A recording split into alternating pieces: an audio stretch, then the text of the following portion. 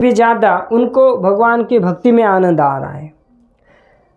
तो भगवान की आंखें बंद, भगवान के ध्यान में मग्न है वह। अब भगवान परेशान है कि मैं इसको देखने के लिए आया हूँ और ये आंखें नहीं खोल रहा है, अब क्या करें। तो भगवान ने देखा कि हाँ मेरे इस छवि का ये ध्यान कर रहा है। तब तक भगवान ने उस छवि का रूप तिरोहित कर दिया। तो फिर ध्रुव मचल गए और मचलते ही ध्यान से चले गए, ध्रुव मचल गए, ध्रुव की आंखें खुल गई और सामने भगवान विष्णु को देखा और देखते ही प्रणाम किया। श्री कृष्णचंद्र भगवान की जय। तो कहते आज 5 साल के बालक ने भक्ति के बल पर भगवान विष्णु को प्राप्त कर लिया। भगवान विष्णु ने कहा कि ध्रुव जो चाहिए वो मांग लो। ध्रुव महाराज ने कहा, वो कहते कि भगवान मैं तो निकला था बहुत बड़ी लालसा कामना से, लेकिन अभी मुझे कुछ नहीं चाहिए। भगवान कहे कुछ तो मांगो। तो 36,000 वर्ष तक का राज्य ध्रुव महाराज को दिया और कहते फिर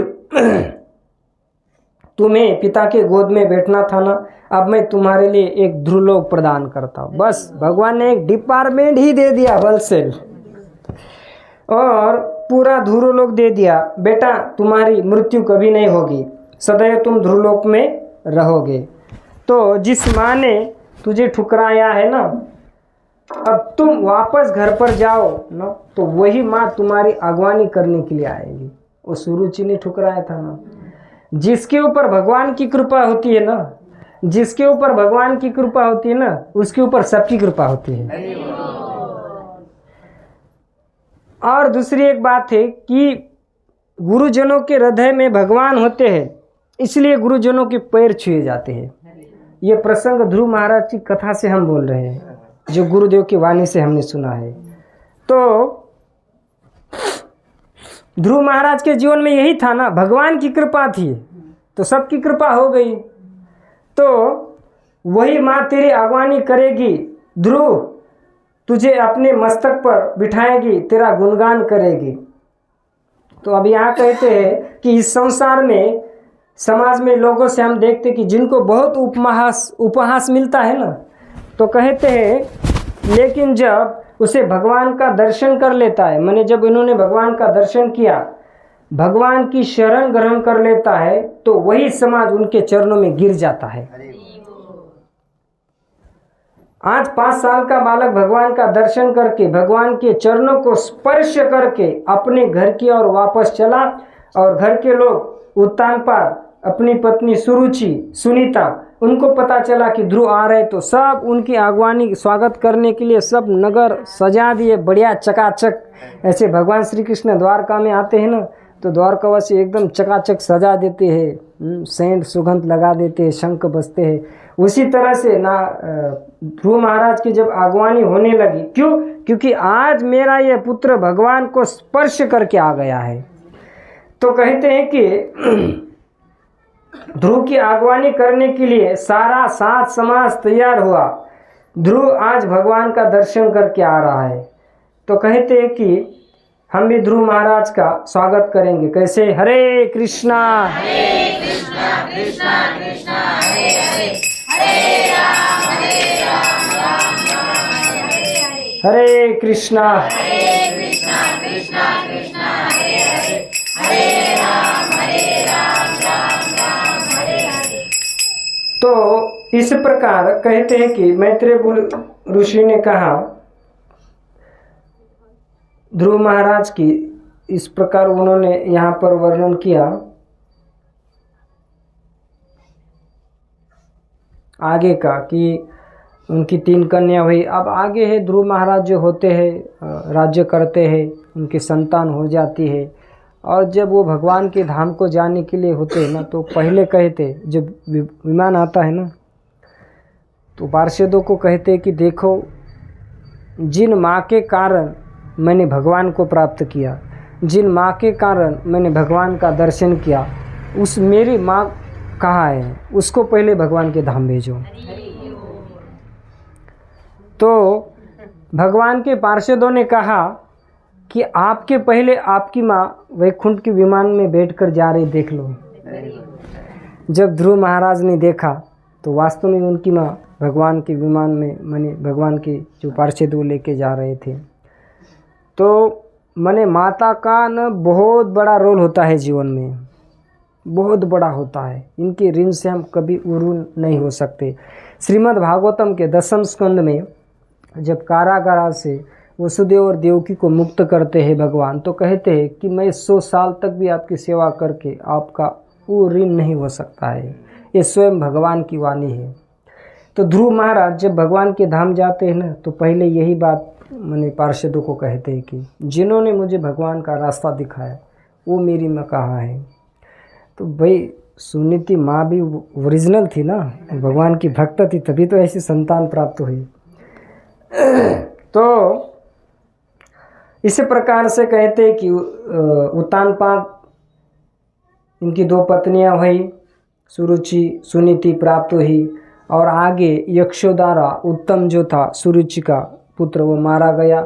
और भगवान जब ध्रुव महाराज को मिले थे तो भगवान ने कह दिया था कि तुम्हारा भाई भी मरेगा और तुम्हारी माँ जो उनकी भी मृत्यु हो जाएगी, ध्रुव, और तुम यहाँ से चले जाओ। ध्रुव के पुत्र संवत हो गए, संवत के पुत्र वत्सर, पुष्पवर्ण, उसी परंपरा में राजा अंग हुए, अंग के पुत्र राजा वेन हुए, वेन के पुत्र हुए पृथु महाराज। पृथु भगवान की उन्होंने देश के नाम संदेश दिया। बहुत सुंदर है, लेकिन ये बहुत सुंदर वर्णन करने के लिए सुंदर समय भी चाहिए। कितना समय हुआ है? कितना हुआ है? 9:28 हो गए। तो इसमें आगे वर्णन करते हैं भागवतम में कि बीच में जड़ भरत महाराज की कथा आई और उन्होंने 3 जन्म लिए और अंतिमता भगवान को प्राप्त किए। इस तरह से ये कथा का प्रसंग रघुगण राजा और जड़ भरत इनका संवाद होता है। आगे सुखदेव गोस्वामी लोक लोकांतर का वर्णन करते हुए परीक्षित महाराज को कथा सुनाते हैं कि परीक्षित महाराज पूछते कि आगे का वर्णन कीजिए।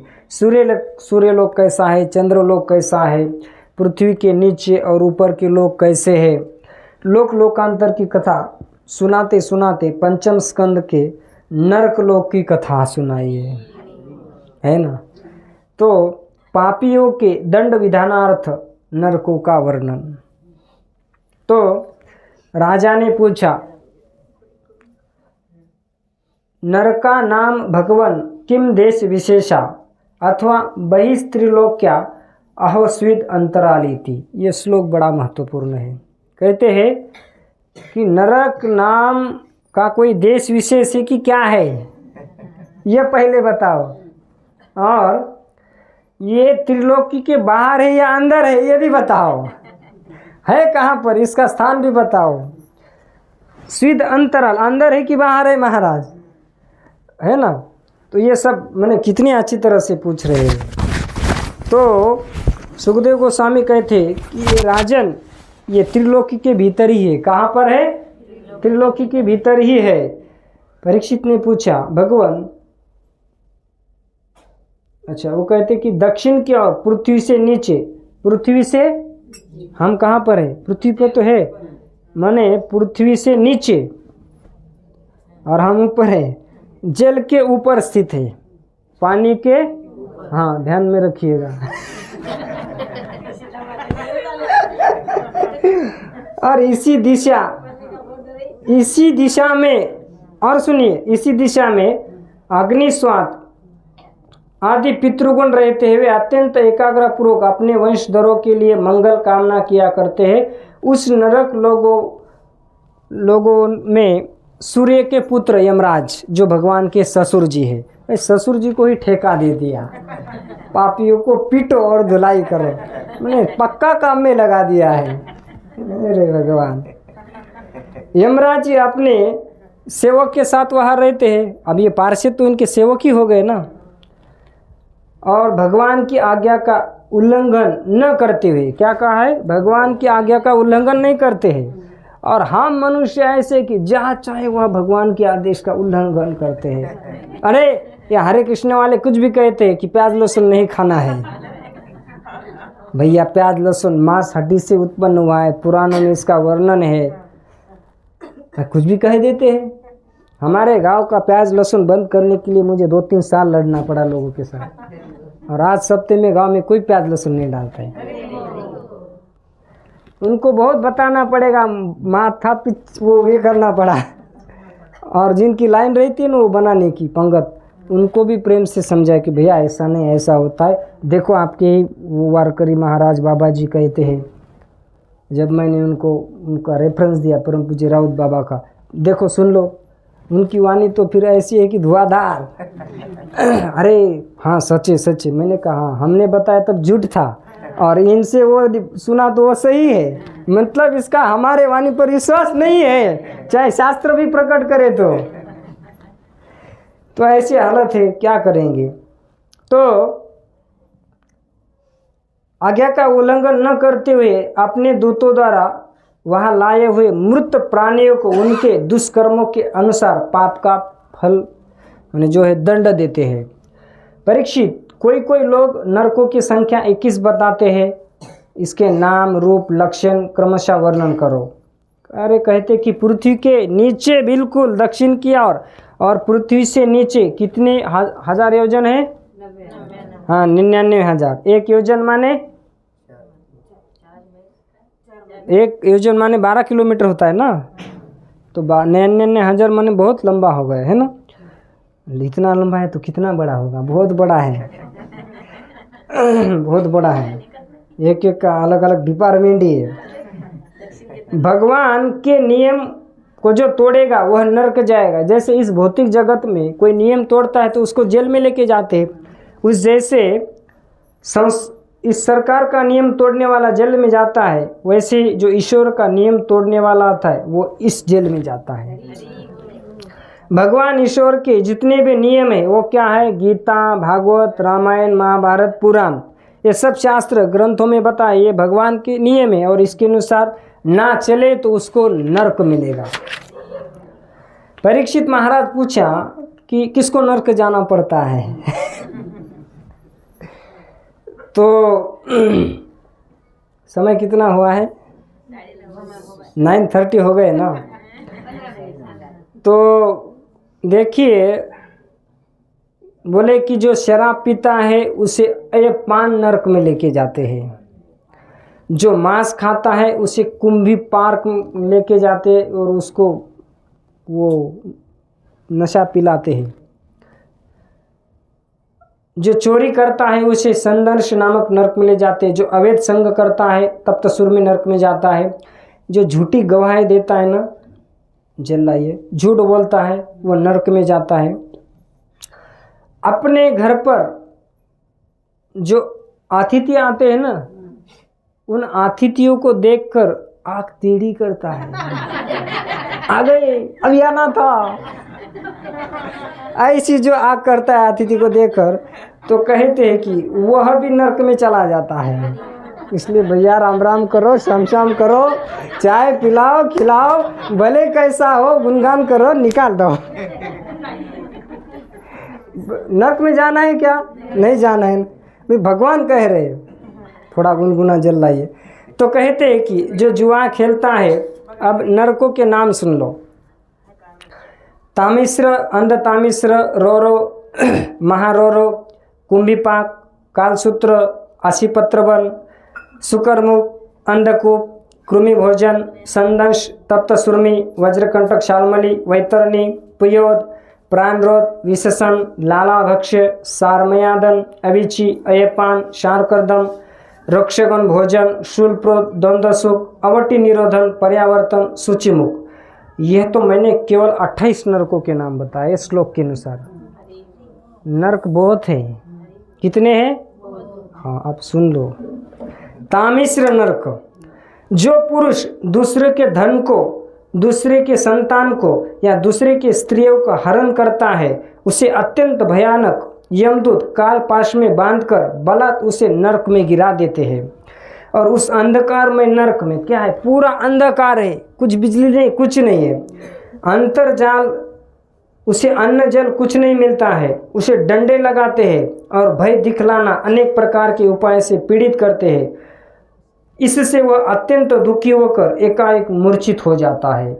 अंध तामिश्र नरक, जो मनुष्य या पुरुष किसी दूसरे को धोखा देकर या दूसरी की स्त्री को भोगता है तो अंधतामिश्र नरक में जाता है और यहाँ की यातना पकड़ते हैं जड़ से और कष्ट देते हुए वृक्ष के समान वेदना के मारे सारी सुबुद्ध खो देता है और उसे कुछ नहीं समझ में आता है। रौरव नामक नरक, जो मनुष्य इस लोक में कि मैं यह शरीर हूँ और ये स्त्री ये मेरे धन है, ऐसी बुद्धि से दूसरे जीवों के साथ द्रोह करते हैं तो निरंतर अपने परिवार का पालन पोषण करते रहते हैं। वह मरने के बाद अपने पाप के कारण रौरव नामक नरक में जाते हैं और भृंग नामक के जो उसके मांस को नोच नोच कर खाते हैं। महारौरव, जो मनुष्य किसी की परवाह न करके केवल अपने ही शरीर का पालन पोषण करते हैं। हरे कृष्णा हरे कृष्णा कृष्णा कृष्णा हरे हरे हरे राम राम राम हरे हरे हरे कृष्णा कृष्णा कृष्णा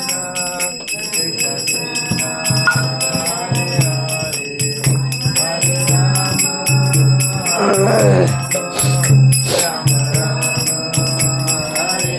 कहते हैं कि जो मनुष्य किसी की परवाह न कर केवल अपने शरीर का पालन पोषण करता है वह कच्चा मांस खाने वाले रुरु नामक कीड़े उसके मांस को कहते कि नोचते हैं मरने के बाद। कुंभीपाक नरक, कहते कि जो अपने पेट के लिए जीवित पशु की हत्या करते हैं। कोणती पौर्णिमा अमावस्या असते? अमावस्या असतील पोळा झाल्यावर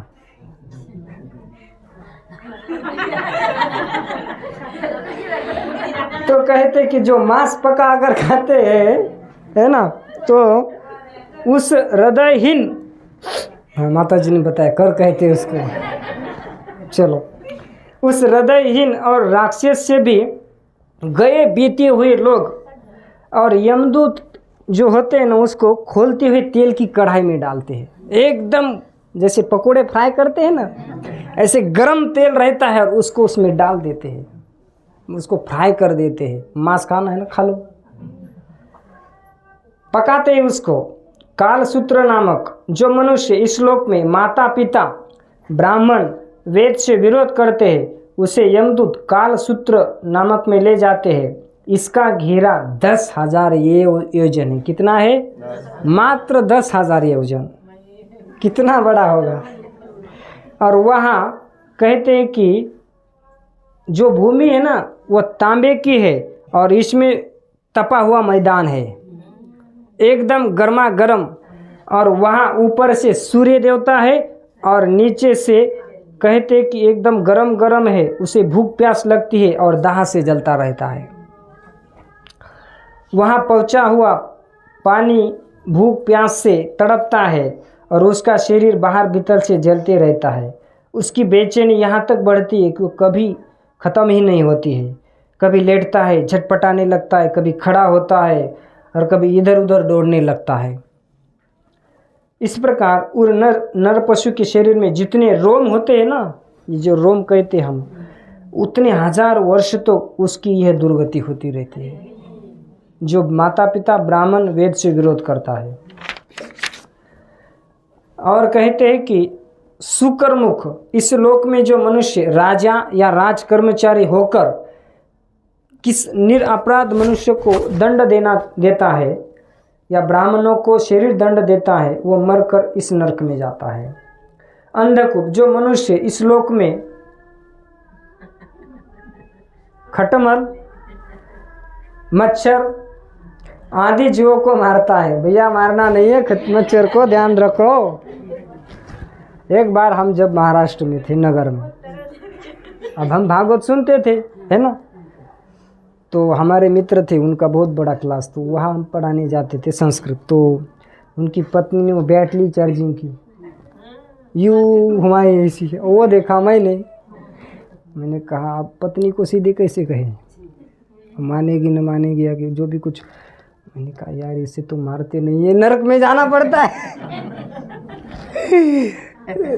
और कुछ भक्त लोग भी सुनते नहीं, लेकिन भागवत क्या कहता है, खटमल मच्छर आदि जीवों को मारता है तो उनसे दोह करने के कारण अंधकूप नरक में जाता है। इसलिए दूसरा जो भी उपाय जुगाड़ बना लो, काम बना लो, क्योंकि स्वयं भगवान ने ही रक्तपान आदि उनकी व्रति बनाई। मच्छर की व्रति भगवान ने बनाई कि तुम इनका खून चूसो। देखो अगर मच्छर जानता ना कि इनका मैं खून चूस रहा है तो भाग जाता ना, जब मारते तभी भागता है वो। माने भगवान ने उनकी वृत्ति ही ऐसी बनाई है कि वो ऐसे पान करेंगे, इसलिए उनका दोष क्या है। जैसे कालिया कहता है कि आपने तो हमारी वृत्ति बनाई है फुफकारना, इसमें हमारा क्या दोष है। वो भगवान को ही सीधा ठोक दिया, बोल दिया है। और उन्हें उसके कारण दूसरों का कष्ट पहुँचने का ज्ञान भी नहीं है, किंतु मनुष्य की वृत्ति भगवान ने विधि निषेध पूर्वक बनाई है और इसे दूसरों के कष्ट का ज्ञान भी है। वहाँ पशु मृग पक्षी सर्प आदि रेंगने वाले जंतु मच्छर खटमल जू मक्खी आदि जो जिनसे उनसे द्रोह किया था उसे सब और से काटते हैं। अभी ये लोग काटने के लिए आते हैं जिनको द्रोह किया था हमने।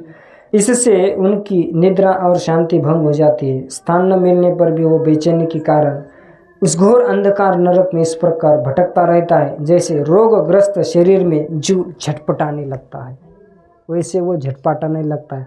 इसलिए दिखे तो ये याद कर लेना और खुद को समझाते रहो, है ना। देखो सत्संग का जो ज्ञान है ना, ये हमें बचाता है, पाप से बचाता है, तो इसलिए हमें इसका बहुत आश्रय लेना चाहिए। लेकिन आज के कथा सत्र में ये प्रसंग पूरा नहीं होगा, है ना। आपने इसका आरंभ तो करके ले लिया, लेकिन बहुत वर्णन है तो बचा हुआ हम इसको कल पूरा करेंगे। कल हम श्रवण करेंगे नरक का पूरा वर्णन और फिर अजामिल की कथा, और समय मिला तो प्रहलाद महाराज की कथा श्रवण करेंगे। तो आज हम यहाँ पर, मुझे पहले ही समझ में आया था कि ध्रुव महाराज आज समय लेंगे शायद, है ना, तो वो सही बात हो गई। हमें विस्तार से इसका वर्णन करने की बहुत लालसा थी, लेकिन 1 घंटा तो गया होगा, है ना। हाँ, और ध्रुव महाराज ने इतनी सुंदर स्तुति की है, भगवान की बहुत सुंदर स्तुति की है, लेकिन स्वास्थ्य के कारण देखना पड़ता है, इसी के कारण यहाँ पर हम समय के हिसाब से चलेंगे। ग्रंथराज श्रीमद् भागवतम महापुराण की, श्री कृष्णचंद्र भगवान की, जगत गुरु शील प्रभुपाद की, निताय गौर प्रेमानंदे। आप सब वैष्णव वैष्णवी सब भक्त बहुत ध्यान से सुन रहे हैं, आनंद ले रहे हैं, और आप सभी का बहुत बहुत हृदय से धन्यवाद कि आप इतनी तीव्रता से इसको सुन रहे हैं, है ना। मैं कहीं बाहर हो जाता ना तो लोग इतना ध्यान से नहीं सुनते हैं, लेकिन आप भक्त है, वैष्णव है और उसमें भी पात्र है, इस बात का हमें बहुत माने खुशी होती है कि क्या है ना, अगर पात्र लोग होते ना महाराज, आनंद आता है रस गुणगान करने में, एक उसकी जो आस्वादन करने में, लेने में, जब उत्तम पात्र होता है ना तो आनंद छलकने लगता है। इसलिए जो पात्र श्रोता हो तो कहने के लिए धुआंधार गुणगान होना चाहिए, आस्वादन लेना चाहिए, रस लेना चाहिए और अपने जीवन को कृतार्थ करना चाहिए। तो कल हम समय के हिसाब से और जो भी हो अजामिल प्रसंग, और फिर देखेंगे आगे प्रहलाद महाराज का भी जो भाग है वो श्रवण करेंगे।